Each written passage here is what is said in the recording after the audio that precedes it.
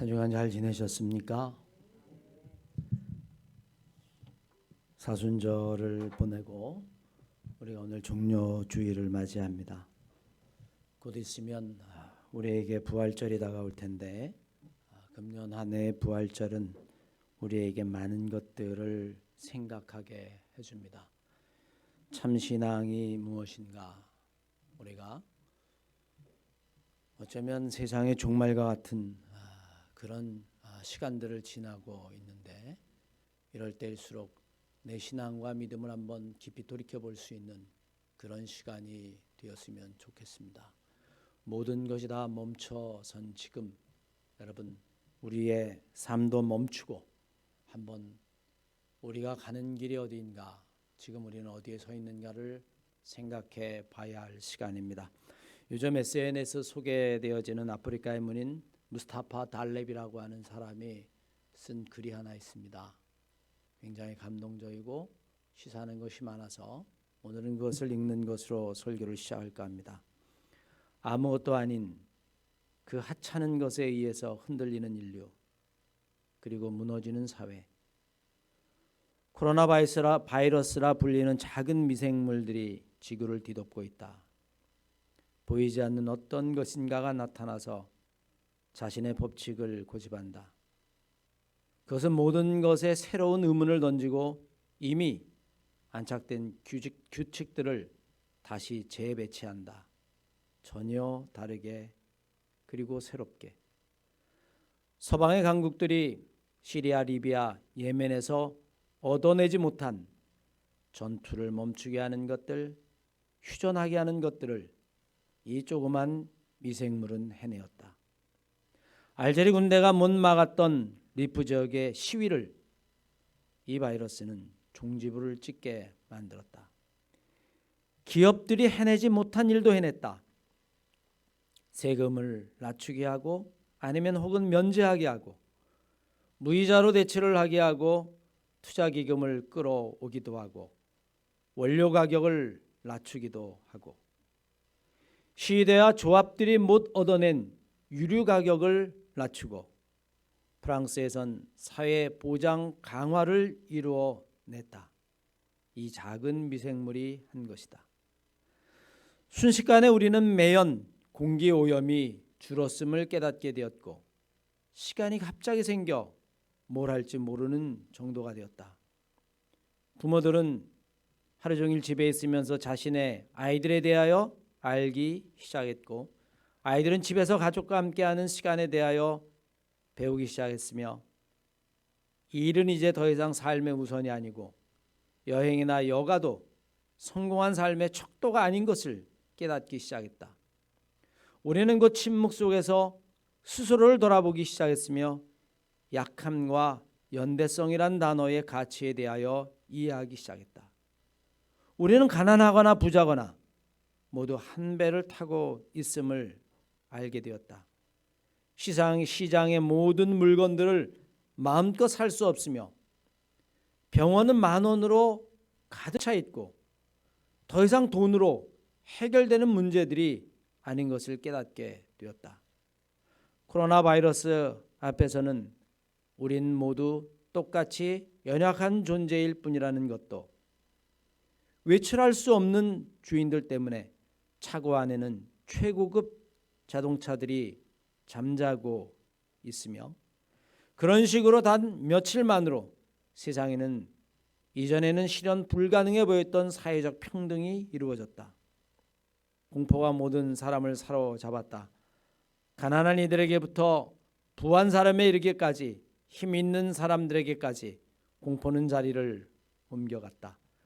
우리에게 인류임을 자각하고 우리에게 휴머니즘을 일깨우며 화성에 가서 살고 복제 인간을 만들고 영원히 살기를 바라던 우리 인류에게 그 한계를 깨닫게 해주었다. 하늘의 힘에 맞서려 했던 인간의 지식 또한 덧없음을 깨닫게 해주었다. 이 모든 것이 단 며칠이면 충분했다. 확신이 불확실로, 힘이 연약함으로, 권력이 연대감과 협조로 변하는데 코로나에서 아프리카가 안전한 대륙이 된다라는 이 거짓된 꿈들이 거짓말로 변하는 데는 단 며칠이면 충분했다. 인간은 그저 숨 하나 먼지뿐임을 깨닫는 것도, 우리는 누구인가, 우리의 가치는 무엇인가, 이 코로나 바이러스 앞에서 우리는 무엇을 할 수 있나, 섭리가 우리에게 들이올 때를 기다리면서 스스로를 직시하자. 이 전 세계가 하나같이 직면한 코로나 바이러스 상황에서 우리의 인간성이 무엇인지를 질문해 보자. 집에 들어앉아 이 유행병이 주는 여러 가지를 묵상해 보고 살아있는 우리 자신을 사랑하자. 비행기가 멈춰 섰습니다. 버스도 멈춰 서고 도로는 폐쇄돼서 사람들은 다닐 수 없는 일들이 세계 곳곳에서 벌어지고 있습니다. 이제 모든 것이 멈춰선 지금 우리는 우리 자신과 우리가 이루어 놓은 것이 정말 무엇이었는가를 진지하게 물어야 할 때입니다. 내가 정말로 소중한 것이 무엇인가? 내가 그토록 갈망해 왔던 것이 무엇인가? 우리는 이제 집에 있으면서 그것을 진지하게 곱씹어야만 합니다. 그리고 언젠가 멈춰선 것들이 다시 움직이기 시작할 때 우리는 우리가 가야 할 길이 어디인가를 새롭게 깨닫는 지혜가 우리에게 있어야 할 것입니다. 그럴 때 비로소 이 코로나 바이러스가 모든 인류에게 미네르바의 부엉이가 될 것이기 때문에 그렇습니다. 지난 주일 성령에 이끌려 예루살렘으로 가는 바울에 관해서 말씀을 드렸습니다. 성령에 이끌려 감에도 불구하고 내일 일을 알지 못하는 불안, 성령에 이끌려서 예루살렘으로 가지만 내게 무슨 일이 일어날지 나는 것을 알지 못한다. 그럼에도 불구하고 하나님이 내게 주신 삶의 의미, 곧 성령을 위해서, 성령이 인도하는 삶을 위해서, 사명을 위해서 목숨을 바치는 일도 두려워하지 않겠다는 바울의 고백은 오늘처럼 정말 내일 일을 모르고 살아가는 우리들에게 우리의 삶을 인도하는 한 줄기의 빛과 같습니다. 오늘 본문 말씀에도 예루살렘을 향하여 가는 주님의 모습이 기록되어 있습니다. 예루살렘은 유대인들에게 평화의 도시이며 왕의 도시입니다. 정치, 경제, 사회, 문화의 중심지일 뿐만이 아니라 유대인들에 있어서 정신적, 영적 구심점이 되기도 하는 뜻입니다. 예루살렘은 늘 사람으로 가득 찼고 예루살렘은 늘 번잡했으며 예루살렘은 늘 왕성한 도시였습니다. 예루살렘으로 들어오는 주님을 오늘 본문 말씀에 의하면 그들이 환호하며 맞이했다라고 이야기합니다. 그들은 왕이 오는 것으로 생각했습니다. 그리고 수많은 백성들이 말하고 12 제자들조차도 이제 이 예루살렘에 예수님이 들어가시면 드디어 우리가 원하는 것이 이루어질 것이고 우리는 이곳에 새로운 도시, 새로운 나라를 세우게 될 것이다. 그들은 자기들을 로마의 식민지에서 구원해 줄 메시아를 갈망했습니다. 그러나 여러분, 우리는 이 누가복음을 읽어보면 예수님은 이미 예루살렘으로 들어갈 때에 당신이 죽을 것을 제자들에게 말씀하셨습니다. 내가 예루살렘에 들어가면 장로와 그리고 대제사장에게 고난을 받게 될 것이고 그리고는 나는 그들에게 죽임을 당하게 될 것이다. 동상이몽이라고 이야기하나요? 분명히 길은 한 길을 걸어가는데 그들이 지향점은 예루살렘인데 가는 마음은 천양지차입니다. 주님은 자기가 예루살렘에 가면 십자가를 지고 죽게 될 것을 예언했지만 그러나 여러분, 제자들은 가슴에 들떠 예루살렘을 향하여 들어가기 시작합니다. 결국 여러분, 제자들은 주님을 버리죠. 그리고 환영했던 무리들은 예수를 십자가에 못 박아라 그렇게 외치게 되고 그리고 제자들은 목숨을 지키기 위해서 주님을 버리고 뿔뿔이 다 도망가게 되어지는 것. 우리는 이미 여러분이 마가복음의 뒷이야기를 너무나 잘 알고 있습니다. 우리가 오늘 종료주일을 맞이하면서 그리고 오늘 예루살렘에 입성하는 본문 말씀에 벌어지는 사건을 통해서 여러분들과 제가 이제 오늘부터 시작하는 고난 주간 동안에 정말 참 그리스도인이 무엇인가, 정말 예수 그리스도를 따른다라고 하는 것이 무엇인가, 우리가 한번 진지하게 고민할 수 있는 이 종료주일 아침이 되시기를 주의 이름으로 간절히 축원합니다. 오늘 본문 말씀 8절 이하의 말씀에 의하면 무리의 대부분은 그 겉옷을 펴며 다른 이는 나뭇가지를 베어 길에 펴고 앞서 가고 뒤에서 따르는 무리가 소리질러 호산나 다윗의 자손이여 찬송하이로다 주의 이름으로 오시는 이여 가장 높은 곳에서 호산나. 여러분 그렇게 이야기합니다. 여러분 왜 이렇게 열렬히 환영할까요? 주님이 예루살렘에 들어오시는 것을 그들이 이렇게 열렬히 환영하는 이유가 무엇일까요? 아마 여러분 그들은 주님에게 바라고 있었던 것이 있었습니다. 주님이 예루살렘에만 들어오시면 이제 예루살렘에 오셔서 우리에게 해주실 것이 있다. 우리가 그분에게 원하는 것이 있다. 그분은 예루살렘으로 가셔야 한다. 그래서 여러분 예루살렘에 오시는 주님을 그렇게 열렬히 환영했습니다. 그들은 주님의 능력을 원했습니다. 그들은 그 능력을 가지고 자기의 배고픔, 억울함 그리고 원한을 풀어주는 자기들의 세상을 만들어 줄 것이라고 굳게 믿었습니다. 요한복음 말씀에 의하면 여러분 예루살렘으로 입성하는 예수님에 관한 이야기가 오버랩되는데 거기에는 여러분 예수님께서 이렇게 말씀합니다. 그들이 나를 찾는 이유가 있다. 그들이 나를 찾는 것은 떡을 얻기 위함이다. 오병이어의 기적을 본 사람들은 여러분 예수님을 따르지 않을 이유가 없죠. 왜? 그분만 따라가면 가장 중요한 먹고 사는 문제를 그분이 해결해 줄 것이라고 굳게 믿었기 때문입니다. 물고기 2마리와 보리떡 5개를 가지고 여러분 5,000명을 먹이는 기적을 눈앞에 보았습니다. 그것을 눈으로 본 순간 그들은 여러분 정신이 아득해졌어요. 저 사람만 따라가면, 저분만 예루살렘으로 들어가서 나라를 세우면 우리는 평생 먹을 거 입을 거 걱정하지 않고 살 수 있을 것이다. 아마 여러분 비단 이 무리들뿐만이 아닙니다.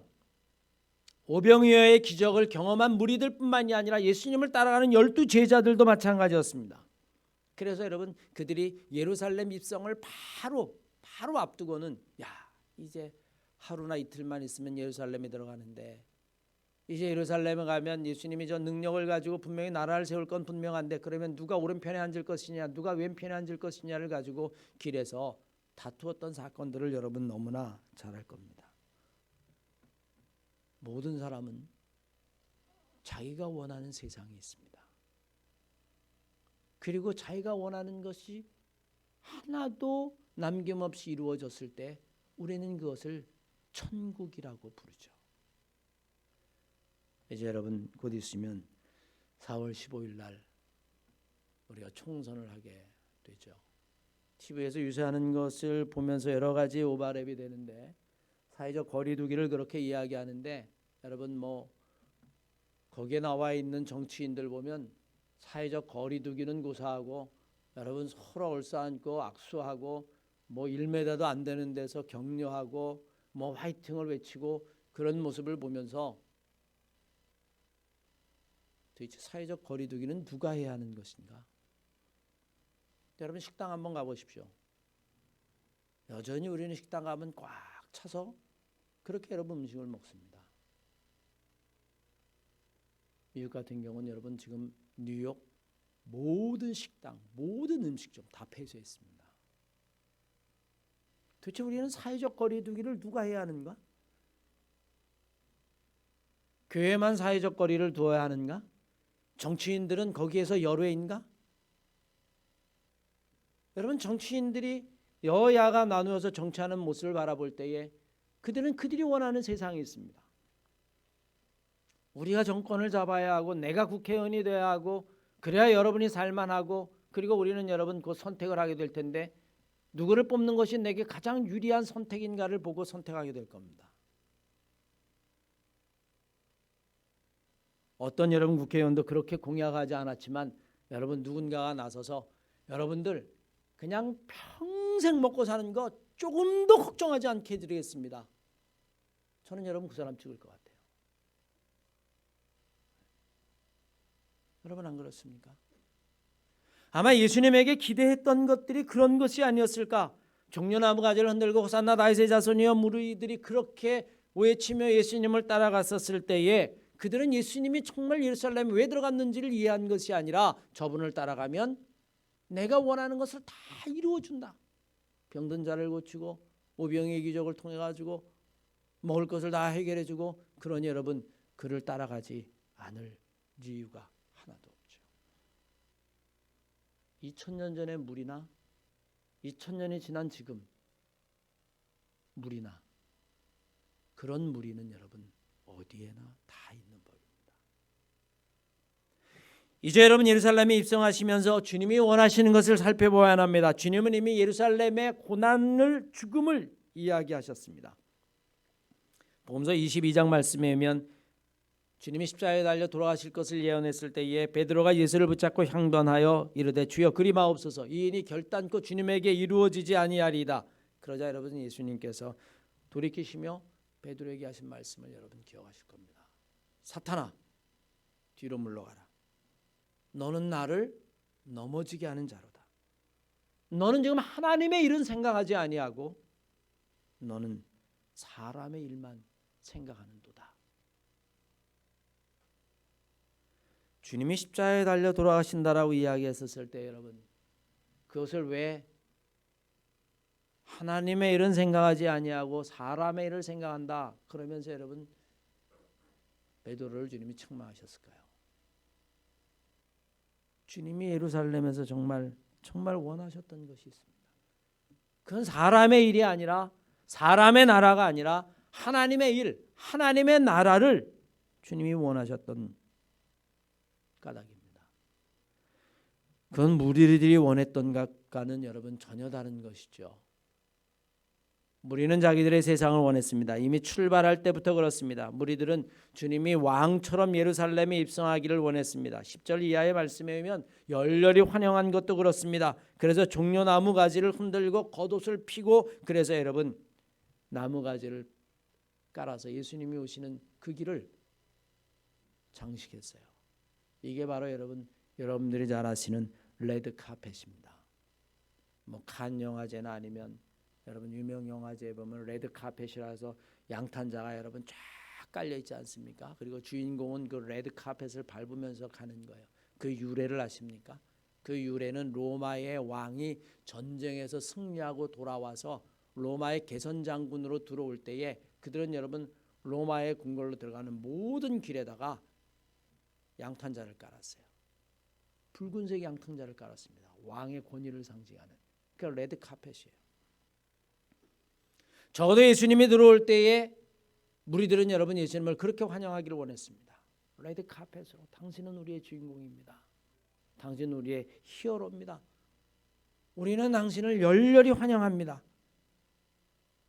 월계수도 여러분 왕을 상징하죠. 그러나 여러분 오늘 주님의 모습은 우리들에게 다른 것을 보여줍니다.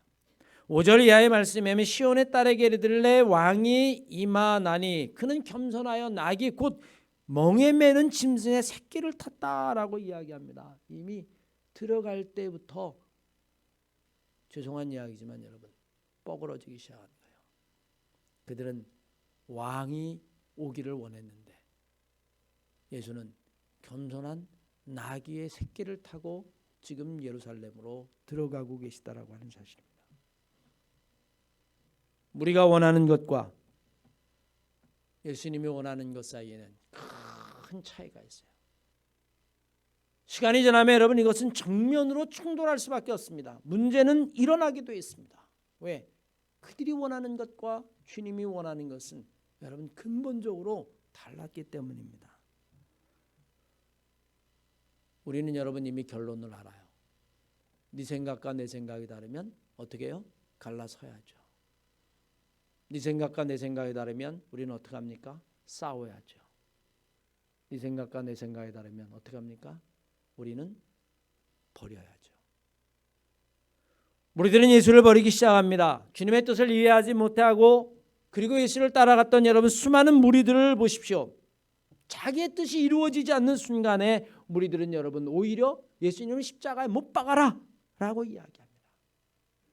십자가에 못 박아라. 예루살렘에 입성했을 때 열렬히 호산나 다윗의 자손이요 그렇게 외쳤던 그 무리들이 여러분 딱 3일 만에 예수를 십자가에 못 박아라 라고 이야기합니다. 그는 우리가 원하는 것을 이루어주지 않는다. 그는 내가 원하는 것을 채워주지 않는다.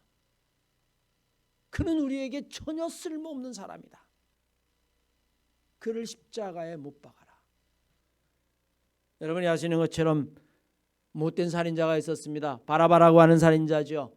그를 놓아줄까 예수를 놓아줄까라고 하는 빌라도의 마지막 선택에도 무리는 외칩니다. 우리에게는 예수가 필요 없다.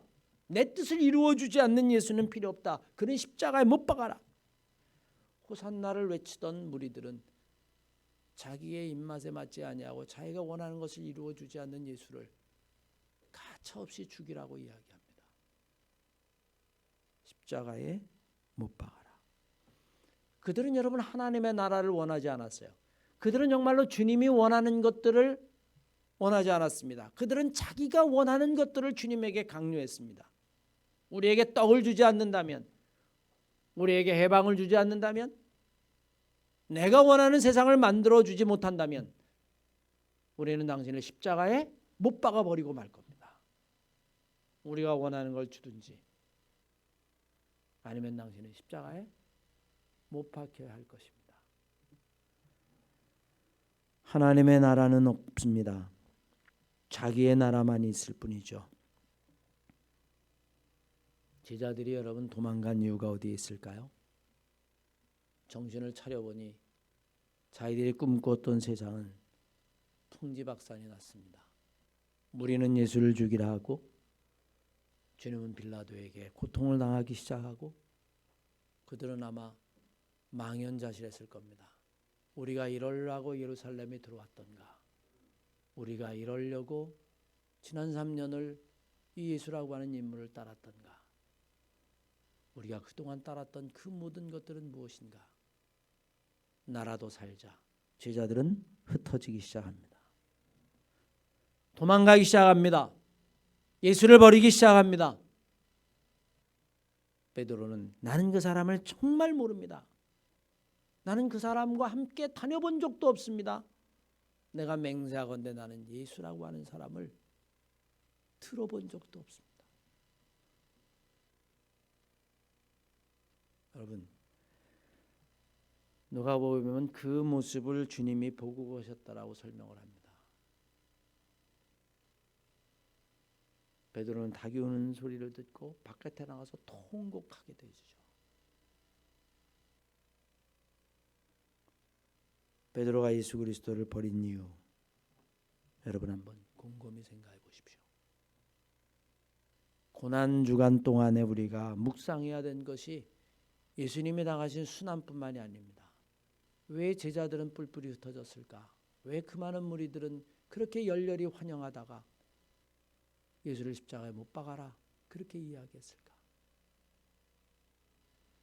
문제는 여러분 그들이 다 도망간 것이 아니라는 이야기입니다. 예수님의 제자들과 무리들은 주님을 버리고 도망갔지만 마지막까지 따라갔던 사람들이 있습니다. 주님의 고난의 자리를 넘어 주님의 무덤까지 갔었던 사람들이 있죠.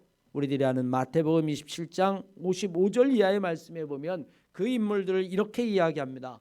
예수를 섬기며 갈릴리로부터 따라온 많은 여자가 거기서 멀리 예수의 무덤을 바라보고 있었으니 그 중에는 막달라 마리아와 또 야고보와 요셉의 어머니 마리아와 또 세베대의 아들들의 어머니도 있더라. 여러분 다 도망갔어요. 12제자도 무리도. 그런데 여러분 성경에는 마지막 남아있는 무리들을 우리들에게 보여줍니다.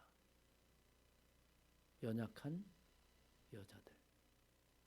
막달라 마리아를 비롯한 야고보, 요셉의 어머니 마리아, 그리고 살로메, 그리고 몇몇 여인들. 주님을 마지막까지 따라간 것들은 여러분 12제자도 아니었고 무리도 아니었고 제사장들도 아니었고 그 누구도 아니었습니다. 그저 몇몇 여인들이었습니다.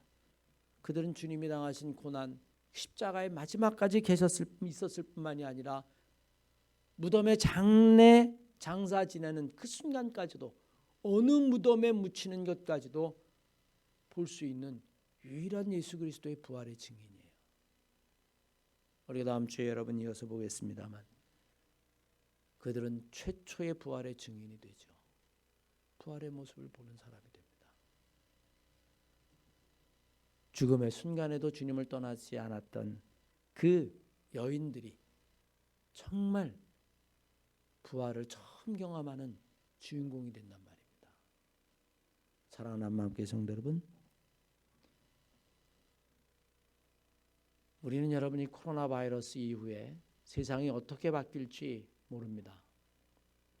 어저께 뉴스를 보면 어저께 기사를 하나 보니까 미국의 아주 노회한 정치가인 헨리 키신저가 이렇게 이야기했어요. 코로나 바이러스의 팬데믹 현상이 끝난 다음에 세계는 우리가 상상하지도 못한 새로운 질서로 들어가게 될지도 모른다. 저는 여러분 세상까지는 몰라도 교회는 이제 여러분 예전에는 경험해 보지 못한 그런 현실을 교회는 직면하게 될 겁니다. 우리는 여러분 그 결정적인 순간에 우리는 무리가 될 것인지 아니면 정말 예수 그리스도를 따르는 부활의 증인이 될 것인지를 우리는 선택해야 될지도 몰라요. 이 고난 주간 동안에 마지막까지 예수를 따랐던 그 여인들의 발자취 걸음을 한번 깊게 묵상해 볼 수 있는 우리 한마음교회 성도들 다 되시기를 주의 이름으로 간절히 축원합니다.